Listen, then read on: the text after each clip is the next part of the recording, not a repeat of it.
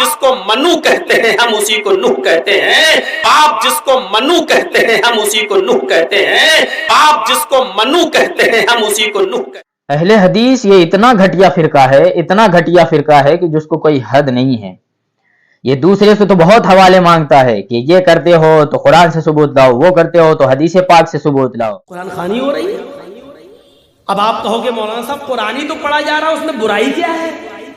پھر وہی بات، آپ جمعے کے دن ڈبل آذان دے رہے ہیں، اس کا ثبوت ہمیں جناب محمد رسول اللہ سے دو۔ یہاں عقیقے میں ایک ہی کائے میں 7 حصے جو کیے جا رہے ہیں، ہمیں اس کا ثبوت جناب محمد رسول اللہ سے دو۔ قبرستان میں ہاتھ اٹھا کر دعا مانگتے ہو، ہمیں اس کی دلیل قرآن و حدیث سے دو۔ جمعے کی نماز کے بعد امام ہاتھ اٹھا کر دعا کرے اور سارے مقتدی دعا میں آمین آمین کہے، ہمیں اس کی دلیل نبی اکرم کی حدیث۔ خود جو بولتا ہے وہ اپنی مرضی سے بولتا ہے، اس میں نہ تو قرآن پاک کی کوئی آیت آتی ہے دلیل کے طور پر، نہ ہی نبی پاک صلی اللہ علیہ وسلم کی کوئی حدیث۔ ابھی اس کو دیکھیے، یہ یو پی کا سب سے بڑا مولانا ہے اہل حدیثوں کا، غیر مقلدوں کا، مگر کتنے دھڑلے سے بول رہا ہے کہ جو نوح علیہ السلام تھے وہی منو۔ جس کو منو کہتے ہیں ہم اسی کو نوح کہتے ہیں، آپ جس کو منو کہتے ہیں ہم اسی کو نوح کہتے ہیں، آپ جس کو منو کہتے ہیں ہم اسی کو نوح کہتے ہیں۔ اور ہمارا قرآن یہ کہہ رہا ہے کہ محمد صلی اللہ علیہ وسلم آپ سے پہلے یہ دین ہم نے نوح کو دیا تھا۔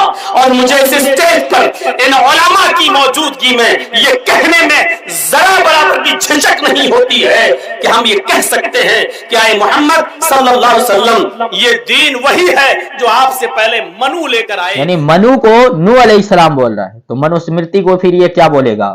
اس کتاب کو جس کتاب کو کھلے عام جلا دیا گیا تھا، اور جس میں بہت ساری ایسی باتیں ہیں کہ جو کوئی نہیں مانتا، یہ اس آدمی کو جس کی کوئی حقیقت ہی نہیں ہے، جس کی کوئی اصلیت ہے ہی نہیں، اس کو نوح علیہ السلام بتا رہے ہیں۔ اور اس اپنے بتانے میں کیا اس نے قرآن پاک کی کوئی آیت پیش کی، نبی پاک صلی اللہ تعالی علیہ وسلم کی کوئی حدیث پیش کی؟ چلو قرآن اور حدیث تو دور کی بات ہے، کوئی بزرگ کا کوئی واقعہ پیش کر دیتے، کوئی بات پیش کر دیتے بزرگ کی کہ جس میں کہا ہو کہ وہ جو منو ہے وہی نوح علیہ السلام تھے۔ تو یہ کتنی گھٹیا بات ہے اور کتنی گھناؤنی بات، بے سر اور پیر کی بات ہے یہ۔ مگر یہ ساری ویڈیو، یہ جو یوٹیوب پہ ویڈیو بنانے والے ہیں وہابڑے، ان کو نہیں دکھتی۔ اب ان کی بھی ویڈیو اٹھاؤ اور کاٹ کے پھر جلدی سے سوال کرو کہ جو تم نے بولا ہے کہ نوح علیہ السلام کو تم منو بتا رہے ہو، قرآن پاک کی کوئی آیت لاؤ یا کوئی حدیث لاؤ اس کے ثبوت میں۔ نہیں، یہ ان کی اتنی ہمت ہی نہیں ہے کہ اپنے باپ کو چھیڑ دے۔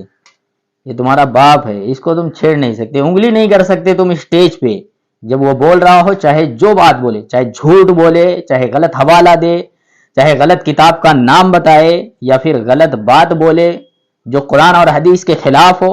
تمہارے پاس اتنی ہمت نہیں ہے، کسی کے پاس، یو پی میں کسی کے پاس اتنی ہمت نہیں ہے اہل حدیث کے علماء میں کہ وہ اس کو چھیڑ سکے، وہاں پہ ٹوک سکے۔